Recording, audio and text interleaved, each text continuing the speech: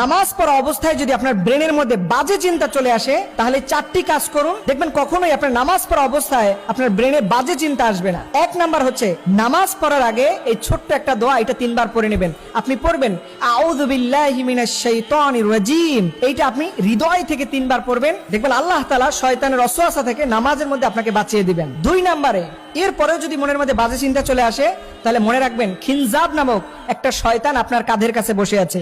এই সময় নবীজি বলেছেন, তোমাদের নামাজের মধ্যে যদি বেশি ডিস্টার্ব ফিল হয়, তাহলে তোমরা বাম দিকে ফিরে হালকা প্রতীকী থুতু, মানে আপনি থুতুটা পড়বে না, কোনো লালা পড়বে না, জাস্ট প্রতীকী থুতু, এটা আপনি 3 বার ফেলবেন, দেখবেন সাথে সাথে এই খিনজাব নামক যে শয়তান থাকে এটা আপনার থেকে পালিয়ে যাবে।